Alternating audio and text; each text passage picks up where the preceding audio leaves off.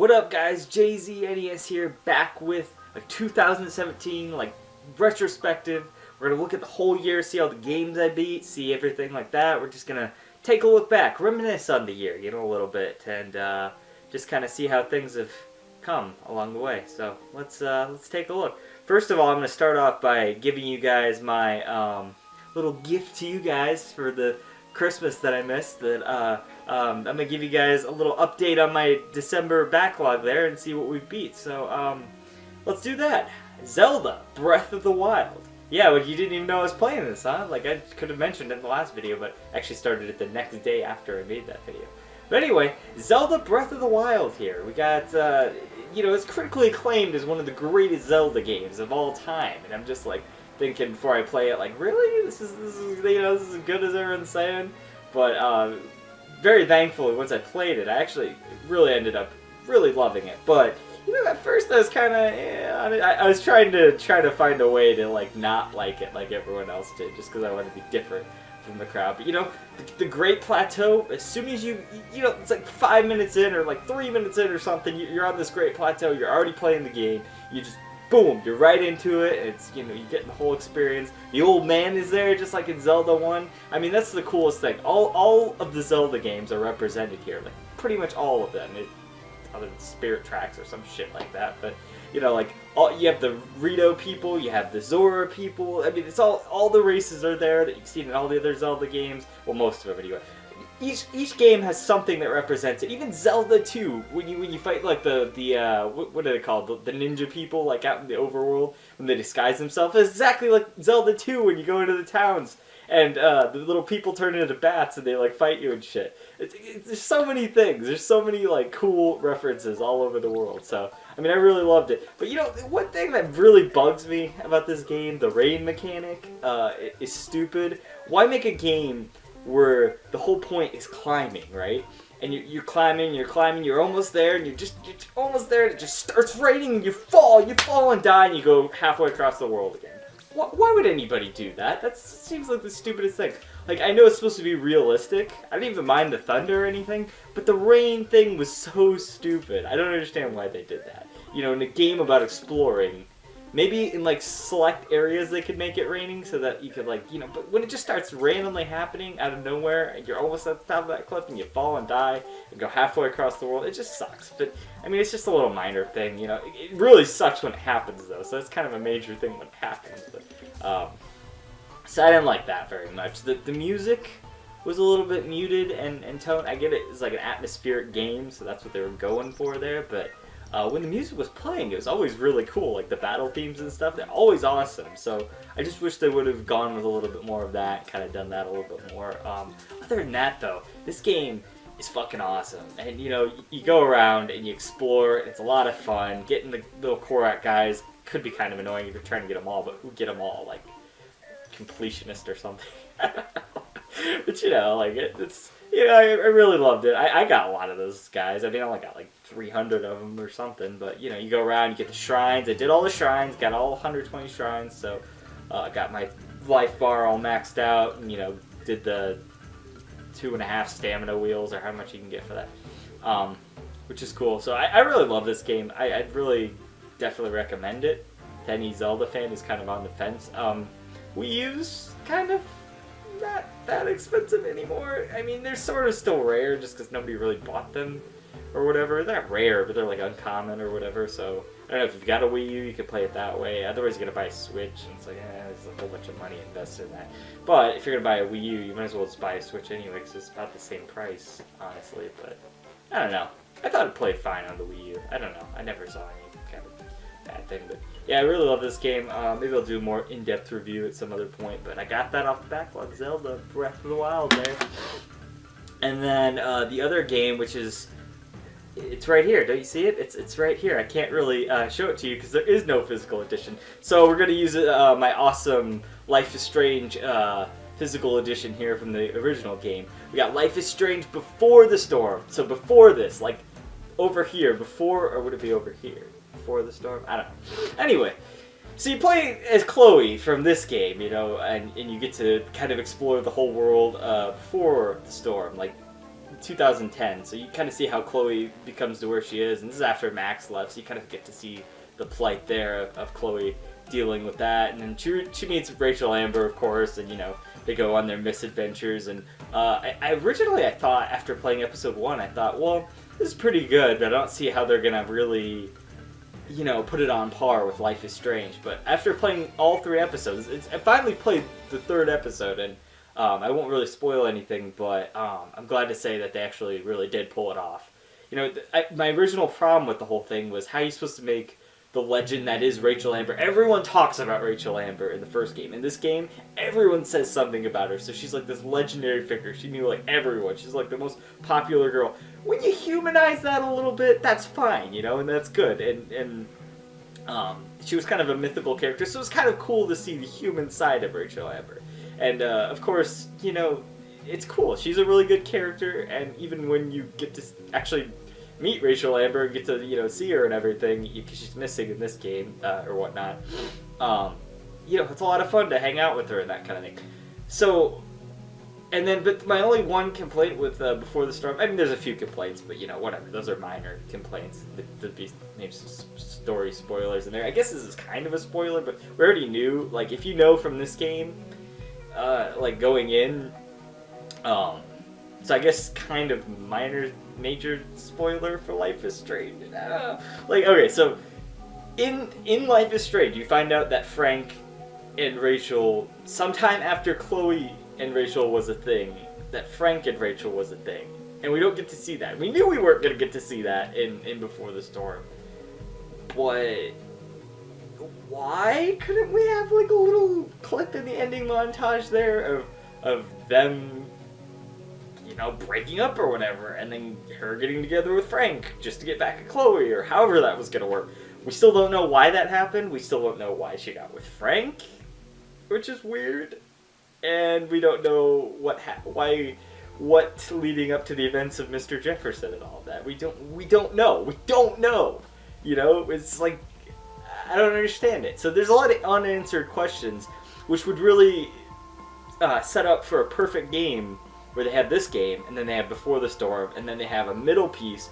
Because in this game you play as Max, who's Chloe's friend, and you only ever play as Max in this game. She's not in any of the other games, other than in Letters, and like she's a character. You feel her presence, but she's not there because this game hasn't happened yet. So then Chloe, you play as Chloe, and you get to see that side. You get to see more Chloe and her character. So there needs to be a middle game where you play as Rachel Amber, and you get to see why she's so angry at Chloe, and she like goes and gets rid of Chloe, and also goes to Frank, and why that happens, and how she eventually ends up with Mr. Jefferson. So that's what we need to see when you see a middle game, but we know that that's not happening, so it's very disappointing that wasn't at least minimally like put into Life is Strange Before the Storm. So yeah, that's my one minor nitpick. Other than that, it's a lot of fun to meet Rachel Amber and kind of go and experience her character while she's still around and everything. And yeah, so Life is Strange Before the Storm. Got beat that. Wasn't technically on the backlog, but I beat it anyway, so there you go. Alright, so now I just kind of want to take a look at the year as a whole. And I'm going to start with the games that aren't NES games, because the NES games are a whole separate thing in its own right. But I want to just kind of take a look back at some of the games I played this year, mostly the ones I beat this year. So starting off with a random game, Coraline. That great 10 out of 10 movie, Coraline. It had a Wii game, of all things, and a PS2 game, and I think... Was that it? Was it PS2? Yeah, I think that was it. But this is actually kind of a rare Wii game. So I was really... we did this marathon last year where my friend hadn't seen Coraline, so we watched that. And I don't know how I found out about this game, but there's a Wii game based on Coraline. And it's like, that sounds awesome, right? It's like play the movie. And to some extent, yeah, it is awesome. Because you do get to run around in that world. But it's just really underdeveloped. And it's kind of a fun game, but it would be a fun game if you were a kid, if that makes sense. Like, it's more of a kid's game. You do a lot of little mini games, that kind of thing, but you do get to explore like the house and some of the what is it, the Other World or whatever. I don't know what it's called. It's called the Other World in Silent Hill, but I don't know if that's just called a Coraline. The button world, whatever it is. The one with the buttons in their eyes or whatever. But you get to explore a lot of that. There's scenes from the movie. It kind of expands upon the movie a little bit, which is kind of cool. Yeah, it's a pretty alright game, you know. So I beat Coraline. That was pretty early in the year. I would recommend it. I would say it's a little bit underrated, obviously, because nobody's fucking heard of it. And everyone hates this game, too, by the way. So everyone gives it, like, 3 or 2 or something. It's like, Superman 64, I think, got, like, a 4 or something when it came out. And it's like, this game is not worse than Superman 64. I mean, it's a short game. It's about a 10-hour game. You know, you could play more Coraline. Who wouldn't want that, right? I mean, it's a great movie, so the game is alright, you know? It's just okay, kind of thing. But you know what's a really, really good game, and actually, with Breath of the Wild here, it's like, okay, I'd probably give this about a 9.5 or a 9.3 or 8 or something out of 10. Not perfect, but almost perfect. This game, Link Between Worlds, I hate to say it, but I would classify it as perfect. This is a perfect game. I gave this a 10 out of 10 when I reviewed it. I do reviews on Facebook, but sometimes those make it into videos, but this didn't make it into a video. Maybe someday, you know, but this is definitely hands down a really, really, really good Zelda game. I think the mechanic of you being able to buy everything from the start. Now, okay, some people would say that's grinding or whatever. I don't even mind grinding. Like, I've mentioned that before. I don't care about grinding much at all. I think that's fine. But you can get all of the weapons and you can explore the world how you want. Especially when you get into the Dark World. The world is your oyster at that point. You just go at that point, basically. Sometimes you have to do some dungeons in order, but this is a really good Zelda game. If you've been like on the fence about this one, or if you played A Link to the Past, I think you need to play A Link to the Past first to really appreciate this game. But it's really great. You know, it's a top-down Zelda too, and that's the other thing about Breath of the Wild. I'm kind of disappointed because I don't think that we'll ever get a game like this again. This kind of Zelda game can never exist again. They won't do this again. As far as I'm concerned, they won't make a top-down like Zelda like that anymore. They're not going to do that because why would they do that? Because they can just make Breath of the Wild 2 and all that stuff. But I hope they go back to this. I hope they go back to the classic formula like they did with Metroid, but I just don't see them thinking that that's going to be a good thing when Breath of the Wild sold like a bazillion copies, you know, and you can have that on the go. Why would you want this on the go? I want this on the go. Make more of this, Nintendo. Seriously. This is a 10 out of 10 game for me. Love it. Link Between Worlds, blown away by that. Didn't like it at first, but once I got to the Dark World and I got the guide is really helpful, by the way. Once you get the guide, like, oh my god, it just becomes awesome. Because then you know what you have to do, and you never lost, and it's just great. So good. So good. Really impressed with that one. And then, one of the most anticipated games of like how many years has it been? 2015, I think, when they announced this. Is that right? 2015 when they announced this? It has to be right?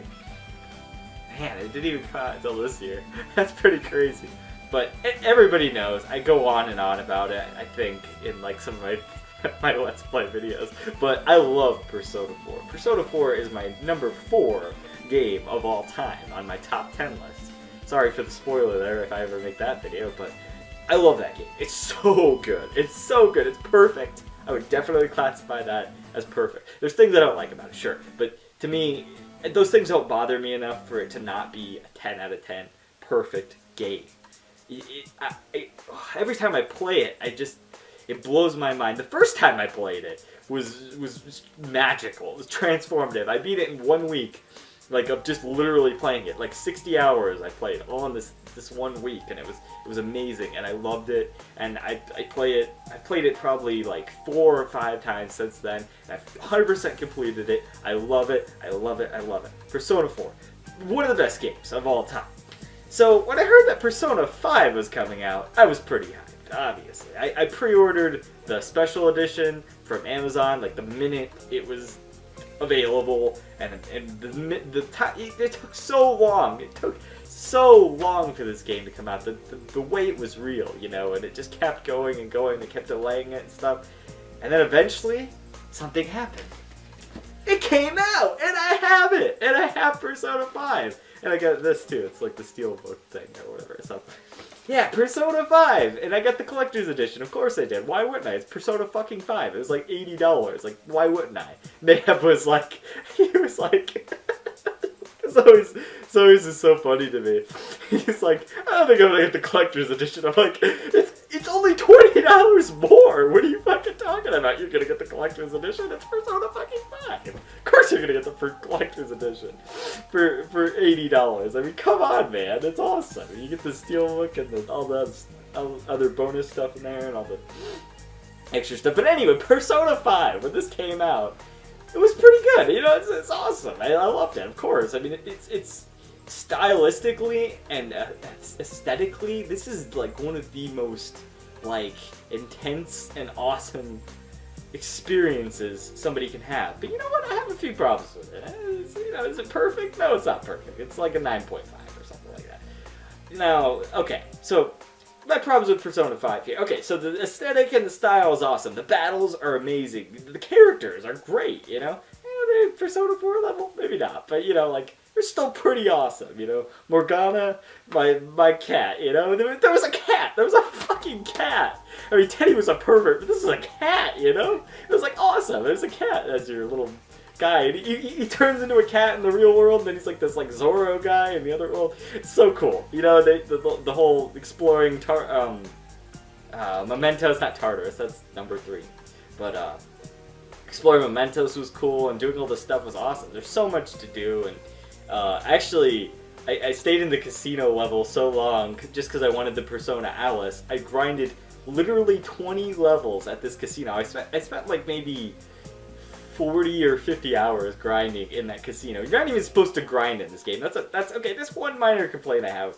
The grinding they've made hard to do because you have to kind of like go out of an area and the enemies will respawn, but you still have to like sneak up on them and stuff. And there's that stealth meter, so if they find you 100%, that wastes a day, and you have to like go to the next thing. There's so much time wasted in this game, okay, by like story events and stuff. In Persona 4, they gave you all the time to go out and hang out with your friends and stuff, and if a story event happened, it would only last maybe that day tops, you know, or that one part of the multiple parts of that day. But in this game, it's like, okay, we're going to take that day, and then we're going to take that week, and then if you're going to go and, like, try to fight a boss, you have to, like, send the calling card, and then you have to fight the boss the next day. That's 2 days, and there's usually a story thing after that. So it's, like, 3 or 4 days wasted there. The time thing was my biggest complaint with the game. Other than that, it's like one of the best RPGs like ever made. Of course it is. It's in the Persona series. I mean, you know, it's the true follow-up to Persona 4, but just not as good, you know, but still pretty fucking awesome, you know. Customizing the personas, doing all that shit. The compendium, like I would never do that on here, but I would always do that on Persona 4, and I did do that on Persona 4, so there you go. Persona 5, pretty fucking awesome. Loved completing that game, you know, that was amazing. And then we have another game. So I played Alice, it was actually on here, the first Alice. Now everyone always remembers Alice Madness Returns here, which is fine. That's a great game, you know. The first Alice, though, is actually a pretty good game in its own right. It's a little bit harder to get into for sure. You know, there's falling damage and all that. There's not as much of that here. So this is the better game, sure, but the first Alice deserves a mention. I didn't play that this year, but that was like last year, or one of the other years that I did that, so that was a good game. And it comes on here if you get the little DLC code. But Alice Madness Returns, I'm a huge, huge, huge Alice in Wonderland fan. It's one of my favorite... Is it my favorite Disney? Okay, so there's like Lion King and Inside Out, and those are the only two that would even come close to like touching Alice in Wonderland. You know, in terms of classic animation, it's the best one. Because the Lion King is kind of from the Renaissance era, where it's like the newer one. So, out of the classic Disney era, Alice in Wonderland is my favorite classic Disney animation. Yes, that's true. I like a lot of the Renaissance stuff, but Alice in Wonderland, huge fan of that. I love the book actually. I read the book and I read the audiobook, and I have the annotated one as well. But Alice Madness Returns is like the dark version of that. You know, it's like if they took that and then she's like insane or whatever. So it's like there's all this crazy and trippy metaphors and visuals and stuff. It's really cool because it still retains that same like wacky style of of like, the madness of Wonderland. Usually it was a little bit more like cartoonish and whatnot, but this is like the grim fairy tales version of it or something, which is awesome. You go around, there's a lot more blood and stuff in this one, so yeah, it's like the adult version, but yeah, there's a lot of cool landscapes in here, a lot of cool things like that, and a lot of stuff to collect and all that, and I don't know, it's just a really cool concept that they would make it Alice in Wonderland, like, into a game, just like the Wizard of Oz RPG I was talking about in the last video. It was like, it's cool that they made that into an RPG, because that just fits so perfectly. Alice in Wonderland, if it was a platformer, that's this, and it's just awesome, It's like you get to see all the cool main characters, like the Mad Hatter, and like a different style. The Red Queen and all that, you get to fight her. The Red Queen, is that it? The Queen of Hearts, that's it. No, the Red Queen's from Resident Evil. The Queen of Hearts, yeah, you get to fight her in the first game, and like, I don't know if you get to fight her in this one, but yeah, it's really cool. It's a very atmospheric game. Would I call it perfect? Not by a long shot. I would probably give it somewhere in an 8 range on this one, but I beat that this year, and I was really happy to play this and get that off the backlog. So there's that one. And then of course, okay, so from here on, you've pretty much seen in the backlog, so I'll just go through them quickly. Dragon Quest Heroes, did a whole video on that. That was awesome, amazing, really great hack and slash game. Perfect for Dragon Quest fans. Need to pick that up if you haven't played that. All 3 Doom games I did. I don't know if I talked about Doom 1 or 2 because they're just on here and I've already beat those. But it was fun replaying through those. I think the first Doom is pretty much a masterpiece. The second Doom is a little bit less of a masterpiece because it just feels like more levels and a lot of things they put in there were more frustrating and stuff. But it's still a great game. Third Doom, pretty good. Not the best game, but for what it was pretty good for its time, And I didn't dislike it, but I ended up liking it more than I probably thought I would, because there's a lot of hate for this game, saying that it's kind of mediocre, and I can see where people are coming from with that, so excited to play the new Doom. We'll see what Doom 4, we'll see what happens there. Luigi's Mansion, did a whole video on that, really great, like, ghost-busting game. I don't know how to explain this one, it's not really a platformer, but like Resident Evil meets the Ghostbusters, and it's awesome, and I gave it like a 9-something, so Luigi's Mansion is a great game, one of the best games on GameCube, I would say. Harry Potter and the fucking Wizard here is definitely a pretty alright game. I think the Chamber of Secrets game is more of a hidden gem. This one in itself is pretty good. If you like the events of Harry Potter 1 more than the Chamber of Secrets, then maybe this is a better game. I don't know. It's just cool to run around and explore Hogwarts and all that. So Harry Potter and fucking Wizard there, pretty good. Hey, that's pretty good. Parasite Eve here, definitely. Did I give this a 10? No, I didn't give it a 10. It was off just a little bit because if you want to grind for the ultimate weapon, that's right. It was like a 9.8 or something.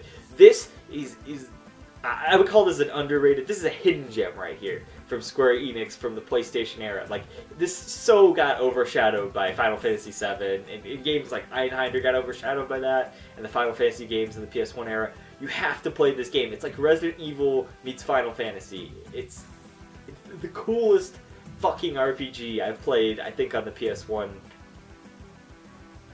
Maybe. Unless I'm forgetting one. I'll just go with that. It's the coolest fucking RPG I played on the PS1. It's an RPG, like an action RPG, crossed with survival horror. It's the coolest thing. It's not even a long game. If you don't want to get the ultimate weapon, it takes like 10 hours to beat this game. You have to get it. It's like a $20 game. Please go get this. Go play this. It's amazing. I was blown away by Parasite Eve. Really good. And then, of course, my epic Pokemon quest came to an end when I got my 6 shinies, and that took me like 200-300 hours to do that. No, it's probably like 210 hours or something to do that. And I've been doing that since the early parts of 2016, maybe even 2015 at the end of it there. I think that's accurate. Anyway, so there's that, and I finished that finally this year. That's a huge accomplishment off the backlog there. So my backlog tip for December is that don't spoil games for yourself. That's basically it.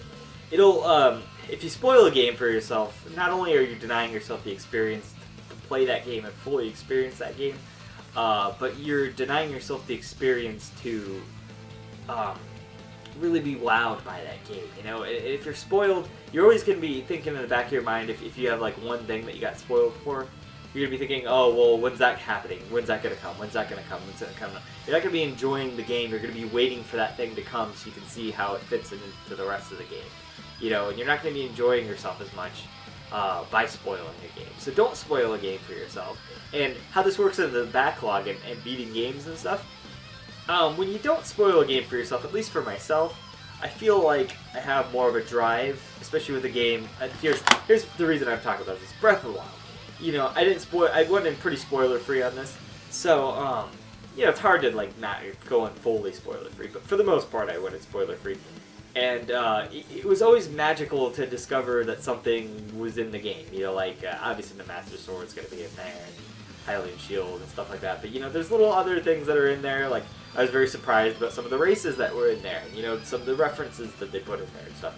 A game like this would have been, you know, just like not as great if it had been spoiled for me. And it always gave me the drive to want to keep going, because I never know exactly what was coming ahead, that I was gonna, you know,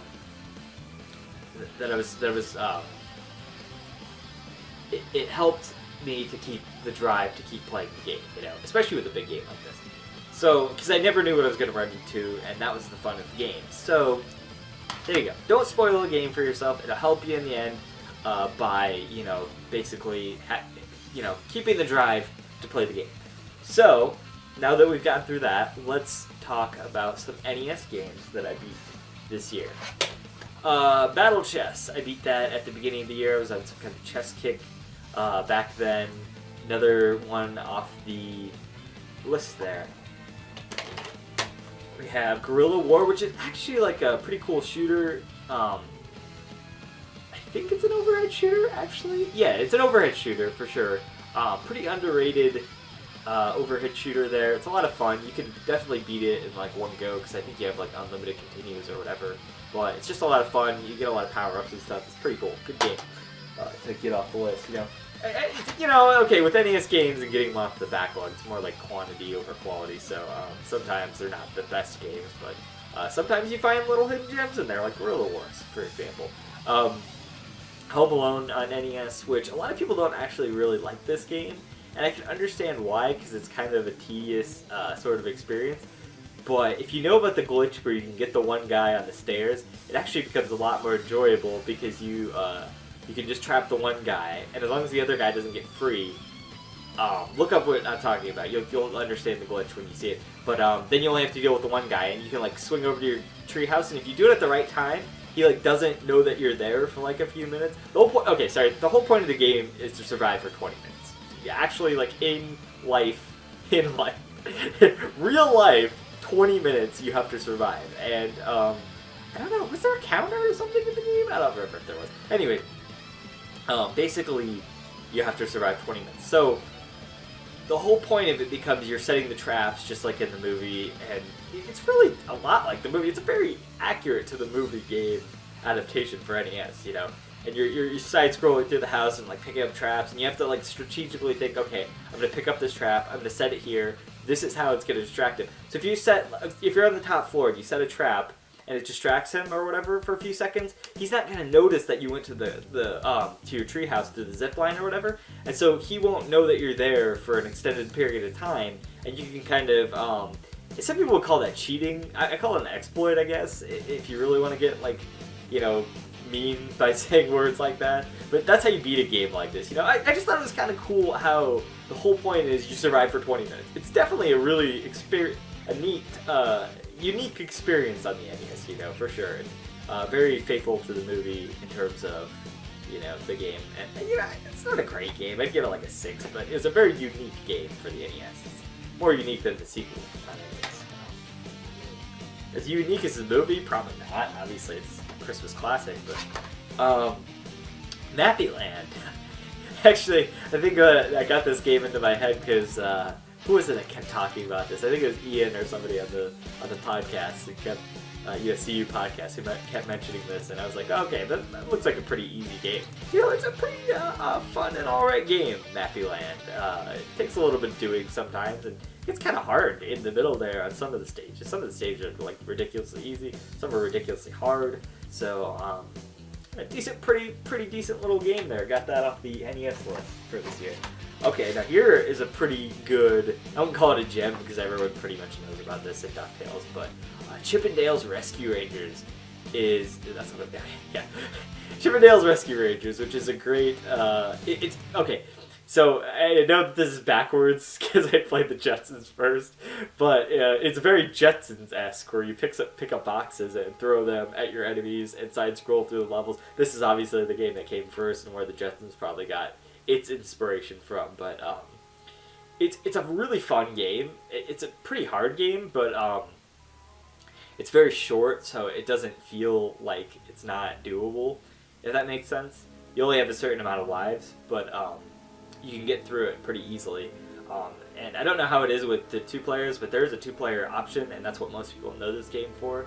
And so it's pretty good, you know, Capcom Disney game, like, you know, like DuckTales or something like that. So pretty decent.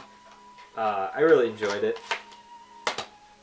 Got the better of my frustration sometimes, but I really enjoyed it. You know what's a really good 2-player game, speaking of? Gyromite on NES. And I know you're like, Gyromite? That shitty NES game you play with Rob or whatever. But no, seriously, play this with a friend. Me and Banana played this like non-stop one day, and it's actually a ton of fun when, because you have to work together and you kind of have to communicate like how to solve puzzles and stuff. It's really unique experience on NES. Now, if this wasn't bundled with Rob, this could have been a more well-known game. I don't think it ever would have really caught on, but I call Gyromite a pretty underrated gem on the NES. It's really actually a pretty good game. Like, who knew, right? Gyromite.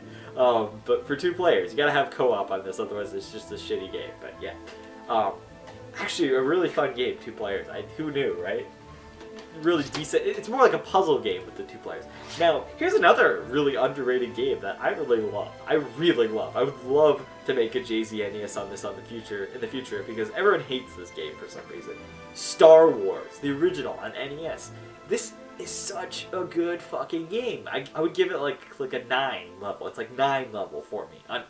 Okay, now with my ratings, I rate NES games a little bit differently. They're their own separate category from the regular games. It's just like I can't intermix and mingle with that. But I would give it a 9. It's really good. You know, like, okay, everyone's seen like the AVGN and whatever, but what can I say? I mean, it's like, okay, so there's a lot of different kind of varieties of gameplay. You go into like you do that whole overworld thing on Tatooine where you go around to the caves and stuff and you explore and you try to get the little parts, the shields for your ship or whatever. And you get the lightsaber from Obi-Wan, that kind of thing. Exploring those caves is really fun because it's like a side-scroller, but it's really fucking hard. That's the one main flaw with the game.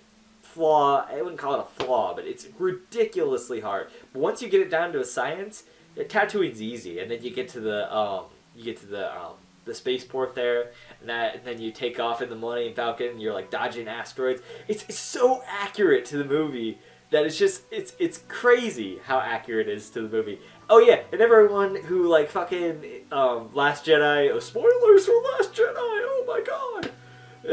Everyone in The Last Jedi, when Carrie Fisher, like, Princess Leia, she, like, I guess she's General Leia in there, but, like, when she does, everyone's like, she does Superman, is what they say, like, when she's out in space, and she uses the Force powers to, like, come back to her body or whatever. Yeah, nobody remembers that that's from this fucking game right here, Star Wars on NES, where she could float and stuff like Princess Peach. So, not really, but, you know, like, I know, obviously this isn't canon, but everyone's like, oh, she's never done that before, and I'm like, thinking, like, okay, well, no, she did that on the NES, so I always thought of that as part of her Force powers. But anyway, so you can play as the different characters, too. You can play as Han Solo, you can play as, I don't think you play as Chewie. And you play as Han Solo, you play as Luke, you play as, Leia, and you get to go to all of the major scenes in the movie. You can do the space battles, which are so fucking hard. That's the hardest part of the game, is those damn space battles. on this one. But the side-scrolling stuff is really cool. You can use the blaster, or you can use the lightsaber, and that kind of stuff. It's really fucking awesome. Really hard game, but a really, really fun game. Really so good. Such a good game. It's like Journey to Silius, you know, where it's hard, but it's still really good, even though, despite its difficulty. And it's really rewarding when you actually finally beat it. Another one, this was actually the 100th NES game I ever beat, which was Rockin' Cats. So I got this because Ian loves it in the video or whatever. Yeah, the Pat video. And then this is one of the more, like, this is one of the original NES games I got, like, a long time ago. I bought it off eBay a long time ago. Wish I hadn't done that, but that's whatever.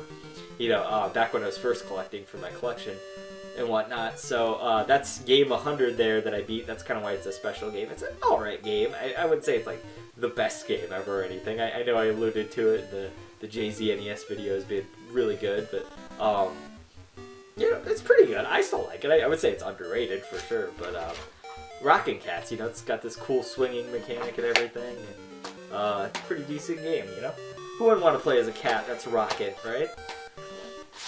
Another game that's, I feel like it's not as underrated as it used to be, but Star Tropics. Pretty good game here. Very Zelda-esque. I know everyone makes that comparison, but it's weird because you have to, like, jump, like, on a grid and stuff, so, like, the controls definitely take some getting used to, and I don't think I ever really got used to the controls.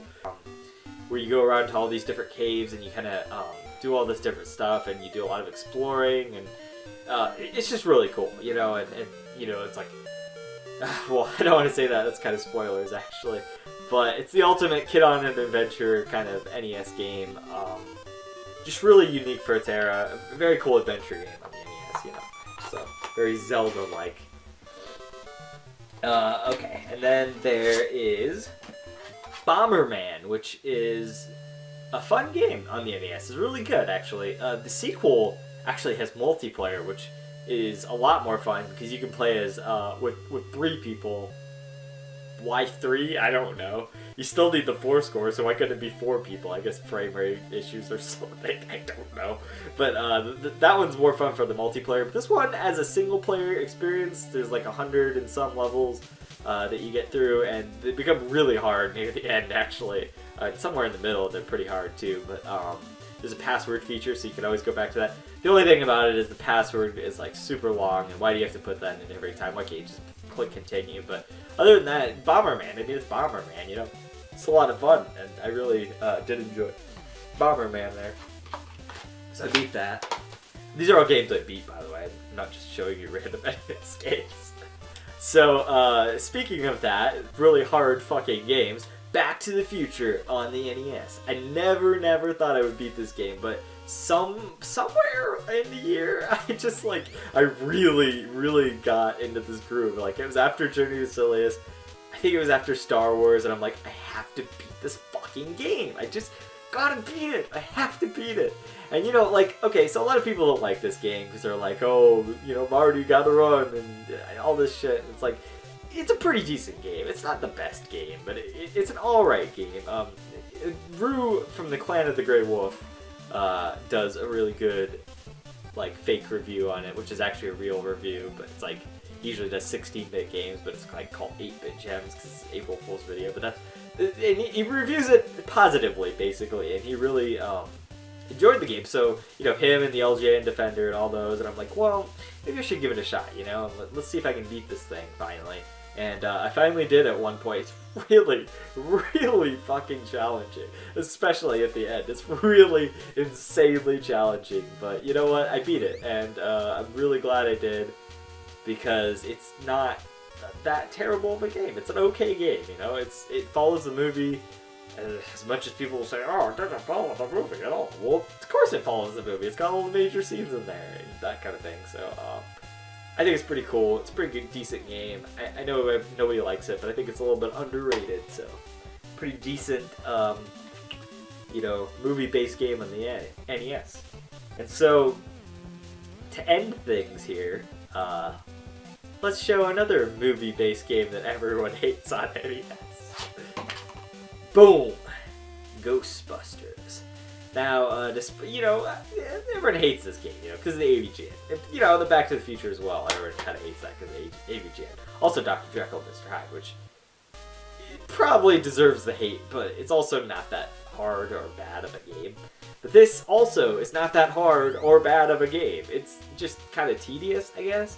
But as I've said and alluded to many times before, grinding really never bothers me, especially when it's working towards a completion of, I've got to beat this game, obviously for beating all the NES games or, doing the set or whatever.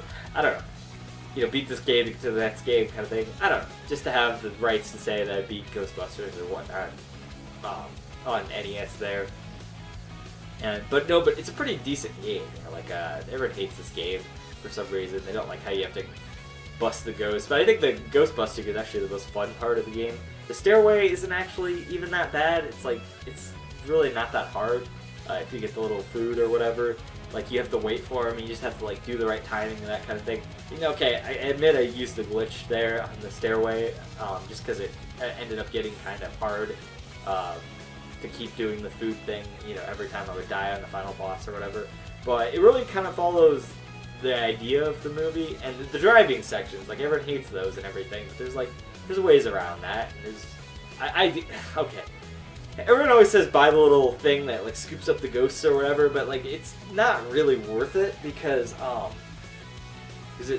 you're always focused on that. And then when you're driving, that's why you get hit a lot and stuff. And it's you should be focused on the gas barrels, and they always spawn in a line or in a pattern. So you always just have to focus on that. And then when you get to the place, then you bust the ghost. The whole thing is you need to get a certain amount of money. I think it's 20,000 or 15,000 or 10,000. I'm sorry, I don't remember the exact number. And then the Zool building will open. I don't know why it's the Zool building. Don't ask me.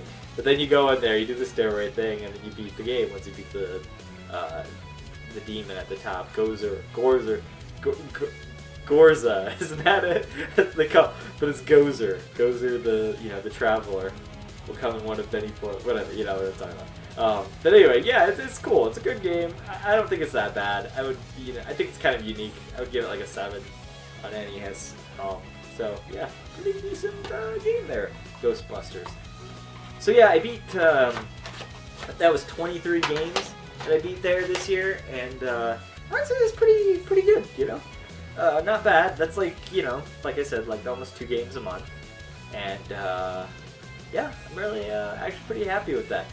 I remember I got my friend through Persona 4 this year, which is a big accomplishment because he has never actually played an RPG before. He doesn't actually play a lot of games, but he really enjoyed that, so I'm glad I got him through that. And yeah, there's a lot of other big kind of events like that this year. It's been a good year in terms of gaming.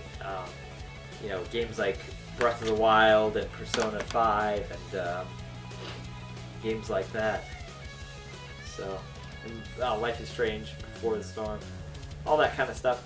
I'm looking forward to 2018, giving you guys some more update on the backlog there in 2018. So, yeah, it's been a good year, I would say. So this has been JZNES saying until next time, keep it classic and stick around for more reviews and underrated games, and I'll see you 2018.